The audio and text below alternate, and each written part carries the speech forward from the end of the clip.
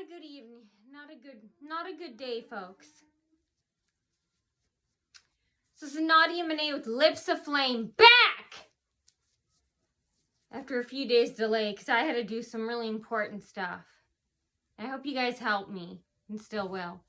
Okay, so let me get back to, what was it, Friday when God, how many God, it feels like I haven't been there in a month or two. The sauna. Was it the sauna? Yeah, probably because I've been there a couple weeks apart. Okay, so I went back to the sauna and, so right when I turned in to, the parking lot and, where there's a long cement planter? Well, right when I was turning left, there was a huge Jeep and it was blocking me from turning left. So I honked at it really loud. It was when I was turning into the parking lot. They had a car already sitting, waiting there. At 7:30, 7:45 in the morning. Who knows how long, it was let to sit there. I mean, businesses must have saw it. I don't know. It's a small lot. But anyway, someone must have saw it sitting there. Nobody called the cops or anything. And they know I'm a target. This person could have had a gun and shot me as I drove by. Anyway, I honked really loud. And then again, more in the parking lot, screaming, yelling, little toddlers, same thing, being shaken, squeaked, told to run. They're running around in circles out in the parking lot. There's honking, driving circles around me when I was trying to park my car. And also, when I was, getting out of my car too, people just screaming and yelling. Anyway, I went in and, so anyway, there's actually someone there, and, so they checked me in, and then they kept screaming and babbling, later, nonstop about, salons and three-ways and hairdressers, sex talk and stuff. I thought, what a weird place, out in the open to have that.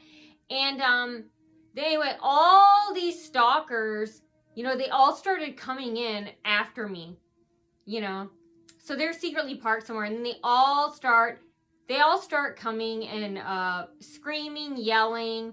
Again, they're talking about, racist talk about India, Pakistan, Afghanistan, the war, blah, blah, blah. I don't know if there's a war there. I don't keep up with the news. Talking about, I don't know, hummus in Israel. I'm not even Israeli. Israelis are Jews, right? And, so anyway, they're talking about that. They were screaming, yelling. I was so tired. I was falling asleep because I barely slept. Because I had to watch my DVR recording. So sometimes, I think lately, it's 2 days I go without sleep. And it's not as bad as I thought it was. But anyway, I actually make it. I used to not make it with 1 day, but last week I went without 5 days, only just 2 hours, which shocked me. I was like, wow, I thought it would have collapsed by now, and it probably would have. But anyway, when I sat down, more of them came in, and I'm sure they're being walkie-talkied in, or I don't know, or not texted in. They're like, hey, she just came. And then they're all surrounding me, staring at me, screaming, stuff like that. More death threats. And then the staff in the front is screaming and yelling, about, sexual kind of things, and, guys, and, also, cottage cheese, and, what is it? Not Dairy Queen. What is it? Sour cream and stuff. I don't know. It was weird. And, anyway,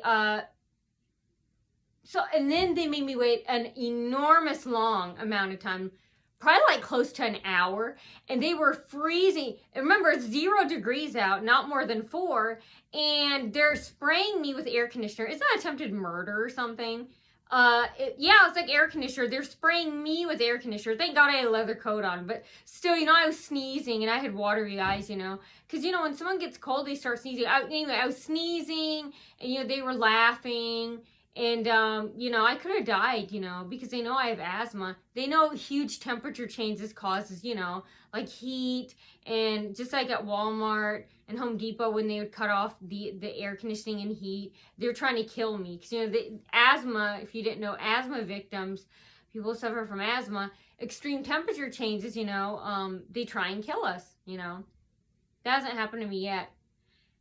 Anyway, I still can't believe that bitch pig stole my car! I'm gonna get that money back no matter how long it takes me, you pig. You cannot do and get away with that. I won't let you. I will keep posting, and I will do several other things I still haven't done.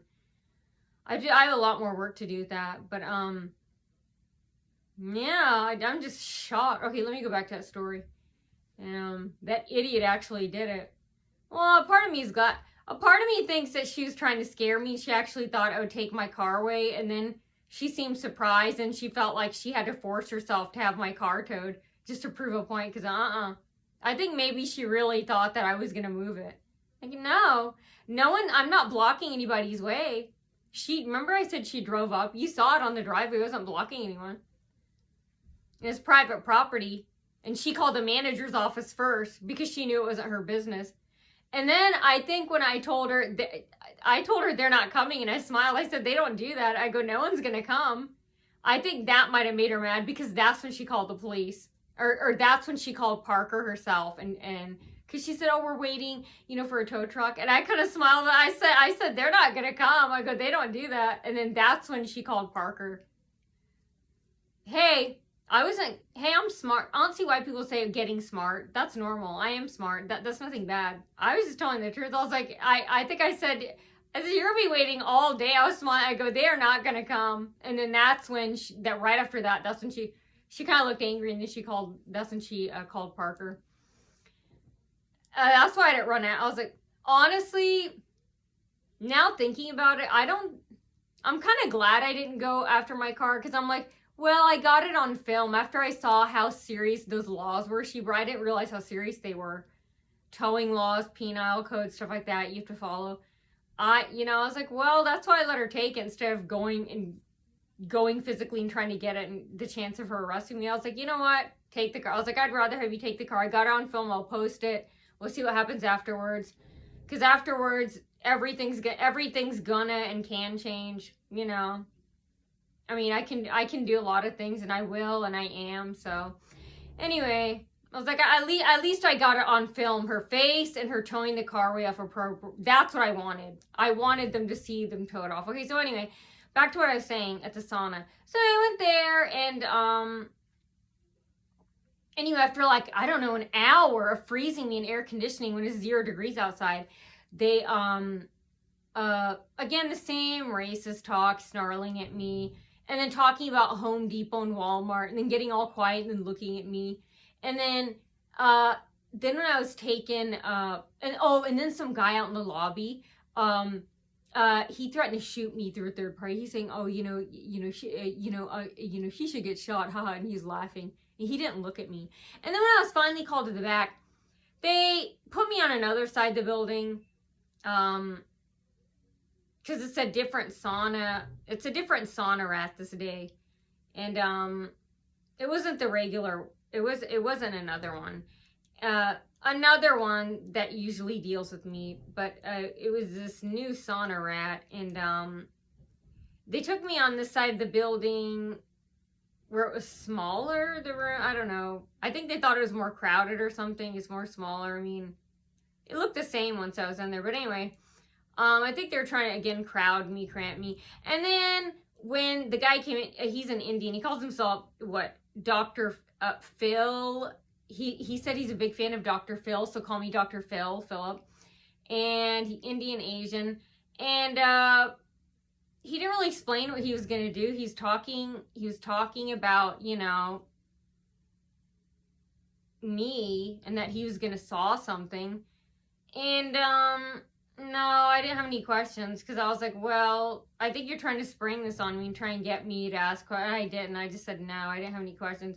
Oh, and then he's also asking me, how are you? And I said tired, because I was. And he goes, in the morning.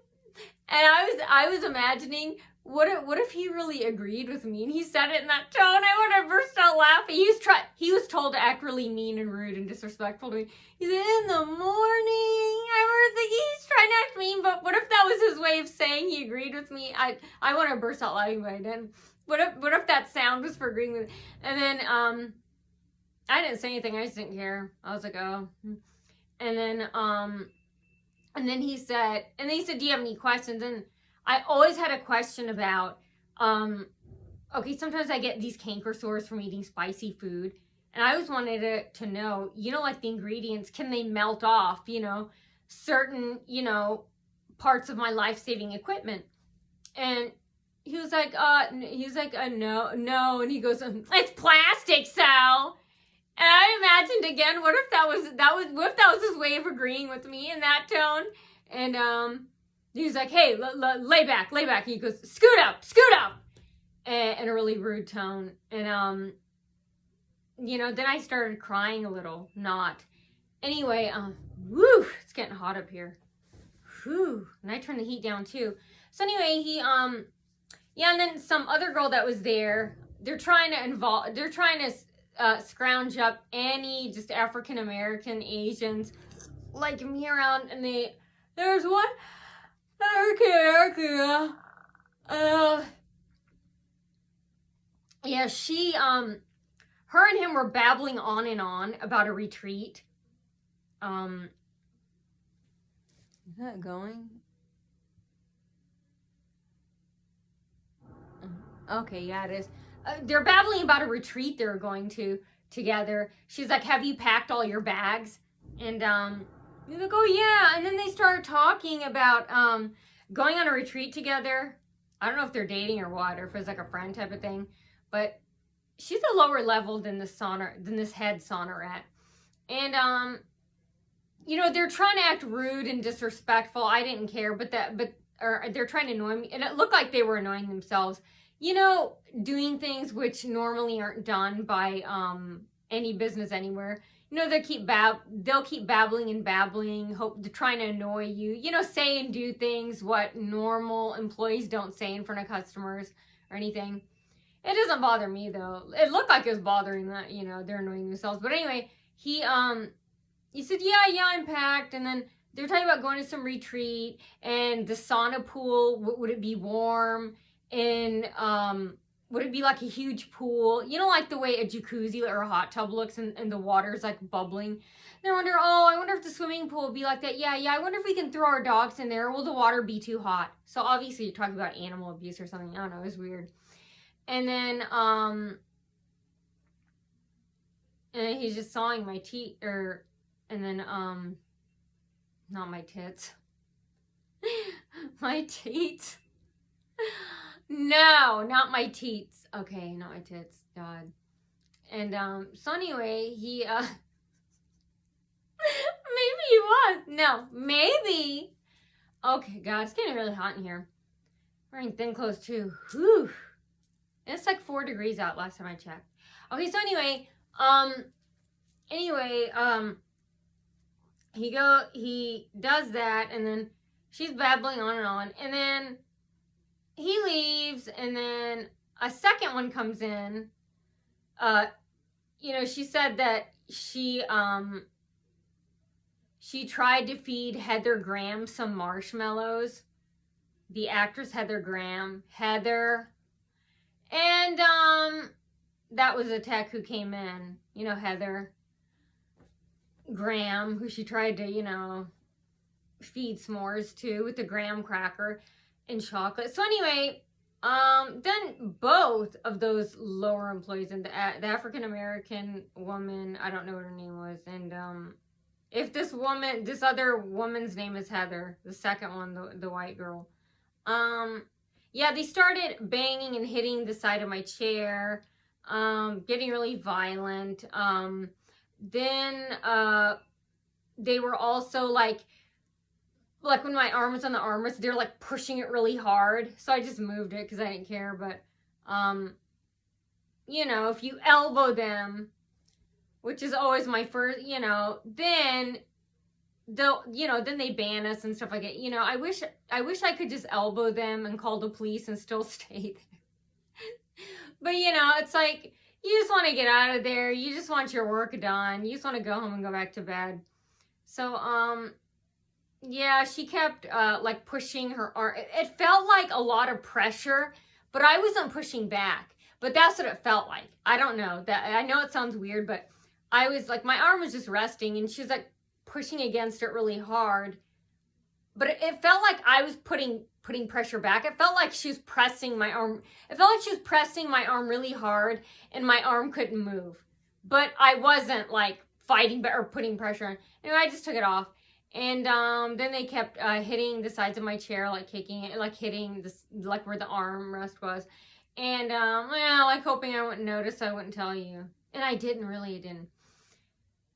If you know what I'm talking about, I wonder how they would feel if that happened to them and their kids. If it hasn't already. All of their grandkids, their illegitimate children, grandchildren, great-great-grandchildren. Anyway, that happened. And then when I was leaving, same thing. Tornado twisting, them all in the hallway screaming, blocking me. Then when I go out, same thing. All these cars, these huge monster trucks, are all parked in every space of the parking lot to block me. Beside me, so I can't see when I go out, and then behind me, so I'll barely have any room to back out. Anyway, I left, and again, they still had some kids. There was some guy. They had this guy this time. Okay, as I was backing my car out and leaving, he starts walking up to the trunk of my car, and he starts walking up to the trunk of my car, and he had this little toddler on the back, and he's like spanking, like hitting his butt really hard, and the kid was crying. So he was abusing a kid outside, and yeah, so they're being told to squeeze little babies and hurt them, overheat them in blanket, because Home Depot, Walmart, and the the Springfield Glen neighbors are telling them to. And obviously they're probably doing that, from their own parental skills. They probably do that with their own kid babysitter, who knows? Or maybe they just completely made it up and they're really nice to their kids and spoil them. Anyway, so then I drove home, and you know what? This is really weird. While I was driving home, and I swear to God this happened, all of a sudden, I wasn't doing anything. I was driving normally, and I've never had this happen before in all the years I've been driving. All of a sudden, there's this car that pulled up kind of beside me. It wasn't exactly nose to nose with me, but it was kind of behind me, and there's beep beep, and I wasn't doing anything wrong, so I ignored her. I thought, nah, they're not honking at me, they're honking at someone else. Even though there was nothing else going on around me, none of the cars were doing anything to cause someone to honk at them, I figured, well, maybe it's me. Anyway, I heard someone honking, honk honk, and I kept driving straight up. I thought, okay, I seriously thought, well, it's not me, it's probably someone else.